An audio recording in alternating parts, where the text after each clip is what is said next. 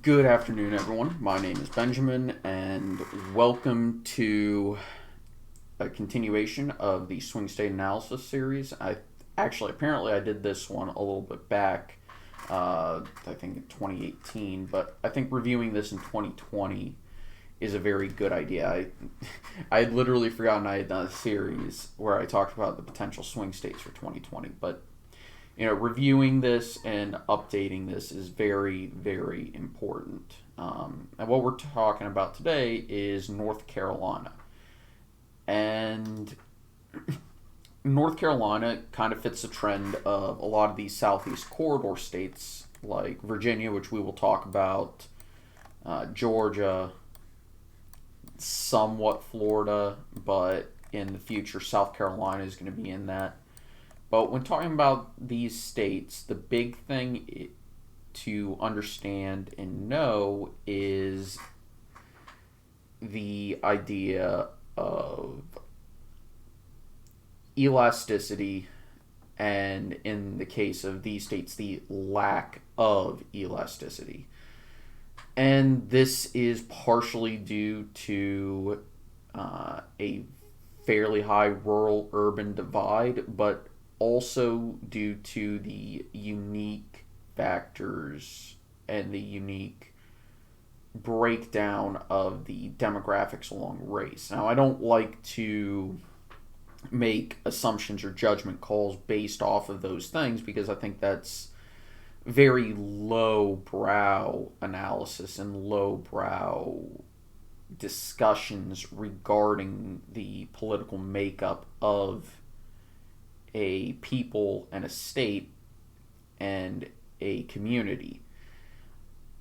However, it is statistically verifiable and an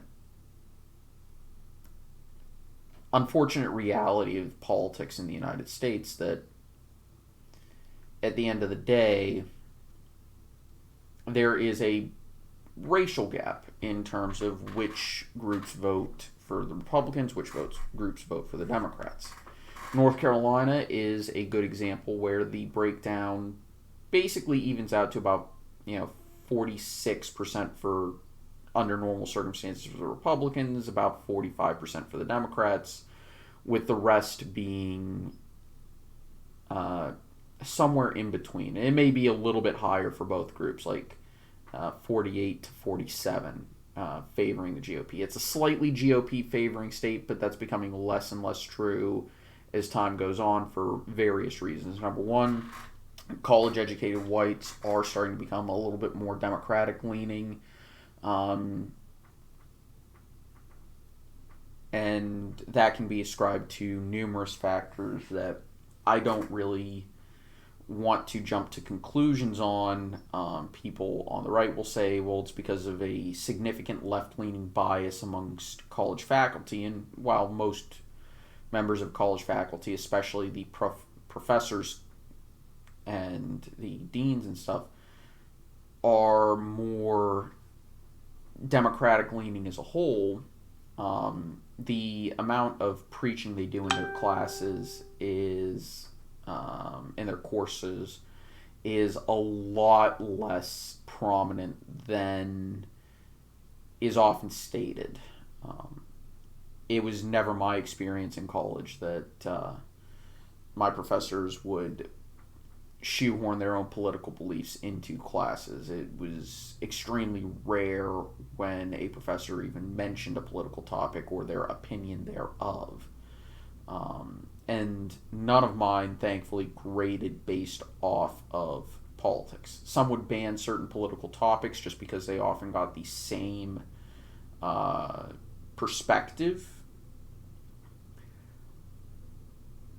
For example, one professor tried to discourage me from writing a paper on the history of gun policy in the United States. Unfortunately, I've lost that paper because at the end of the day, my hard drive crashed. Now, that said, it wasn't as well researched as one that I'm working on right now, just for the sake of fun and also as kind of a hypothetical carrying out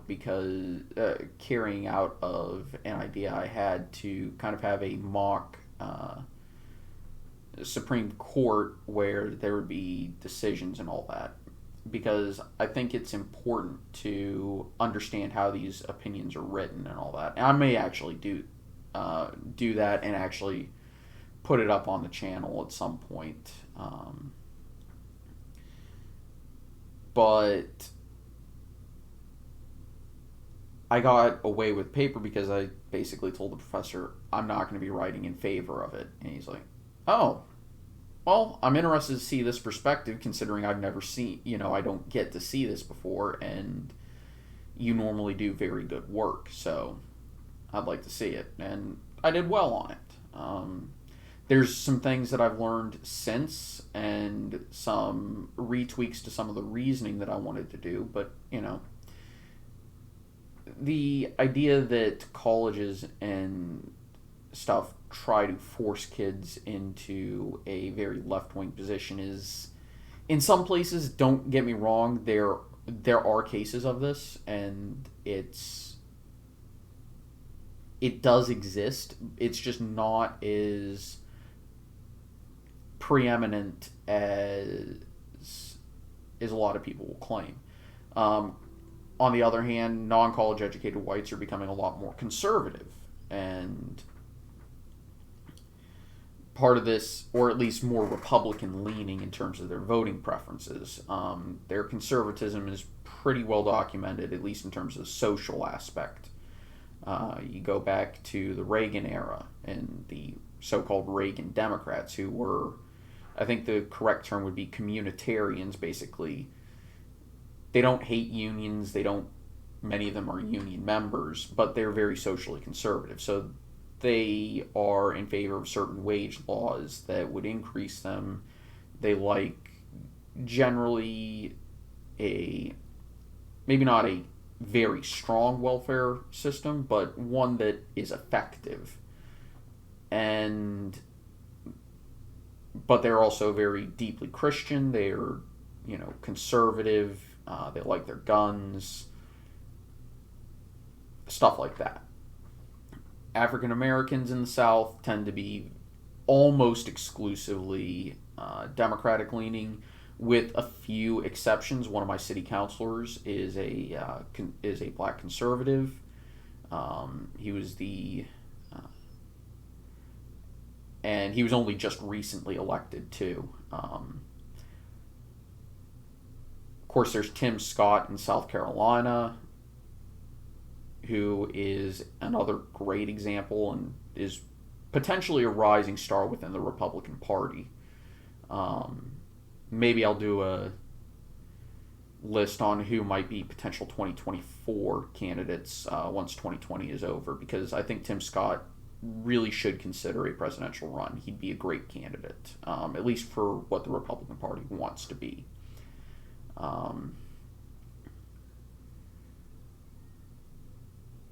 But this breakdown basically means that some states, I don't know the exact demographic breakdown of, say, North Carolina, but in Mississippi, for example, African Americans make about 38% of the population, and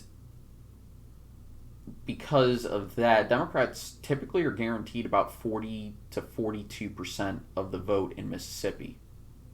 Just straight off.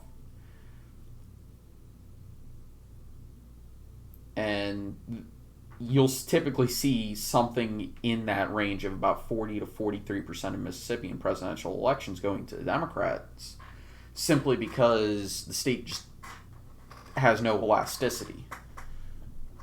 Mississippi is by far the least elastic state in the Union, with Alabama, Louisiana, also, making it close. Basically, the entire Deep South is just, you're not going to see much movement in the state compared to the national polls. And currently, North Carolina's polling situation is the average does show a Biden advantage, but his percentage of the vote hasn't really increased in all but a few polls. And I'm ignoring one or two pollsters just because I don't trust their methodology, or because they are done on behalf of a political party. The most notable of those is public policy polling, which is, while they do release, nonpartisan commissioned polls, most PPP polls are done on behalf of Democratic candidates or the DNC. And it's just my personal policy to exclude all internal or partisan commissioned polls. And while that does mean typically I exclude more more polls done by Democrats, because a lot of Republican campaigns don't really release their polls, it just means that I'm trying to at least be consistent. Okay, so when a Republican Party releases an internal poll, or a pollster releases a poll that was commissioned by a party, even if it's a Republican Party, I still exclude it. Now, as for what this means in November for North Carolina, with the polling average being the way it is, if things normalize and Trump regains his ground in the polling and returns to where he was earlier in the year, or a little bit before February, to where he had been holding station for basically 3.5 years, North Carolina should be a GOP state. If things don't normalize and Trump's approval rating and his polling numbers don't recover to where he had been holding station, we'll see. Because we could get some really funky numbers if that doesn't happen, and people who say they're not for Trump just don't vote for him, but they don't vote for Biden either. They either vote third party or they just don't vote at all. That could lead to some interesting results for sure. But I'm skeptical that people who say they aren't for Biden are going to vote for him on election day. Similar to how in 2016 a lot of people were saying, well, we're not for Clinton, and they really weren't. Clinton didn't really overperform her polling. Neither did Trump, at least nationally, but in statewide polls, but in statewide elections, or in the individual states, and in the polls, his performance actually was a little bit better in places like North Carolina, Michigan, Pennsylvania, Wisconsin, for example. Those are notable, where most handicappers and most pollsters didn't, and polling compilation firms such as 538, they gave Trump a chance to win those states, but it wasn't a very high one, and a lot of pundits assumed that because he was lagging behind so far in those states, that it just really wasn't a realistic path for him. And it turns out he overperformed significantly, allowing him to carry those 3 states. So a similar situation could happen. I'm not going to say it will. I think that's disingenuous. We've still got about 4 months till Election Day. On Friday, it will be 4 months exactly.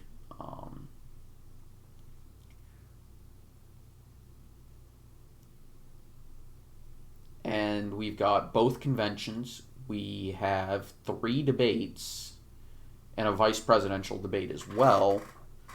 And there's always potential for tumult and turmoil and crazy to happen between now and November.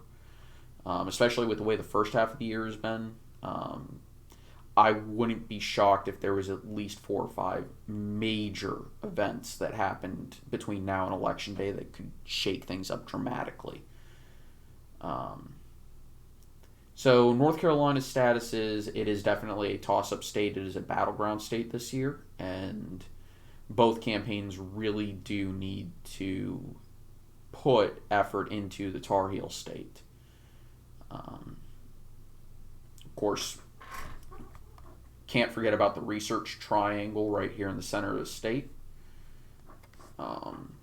If Trump's able to keep it, run up the margins in rural areas, which I mostly expect him to do, and at least make the suburbs competitive or win them, as well as not lose too much ground in, say, the Outer Banks, it it could be a fairly decent victory for him.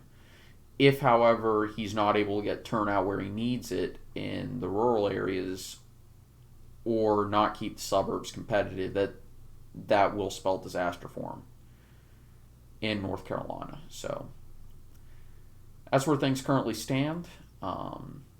If you like my content, likes, comments, subscriptions really do help. And as always, on Saturday, I do intend to live stream around 9 or 10 whenever I'm able to actually get OBS working. We're going to try and finish up. Maybe not. Maybe we are able to finish up the stream series I've done where I've talked about alternate history of a potential World War One and the aftermath thereof through a game. And that seems to be a fairly successful idea, so I'm going to keep doing it because y'all seem to actually enjoy that. So take it easy, everyone. I hope you have a nice day. I'll see y'all next time. Bye-bye.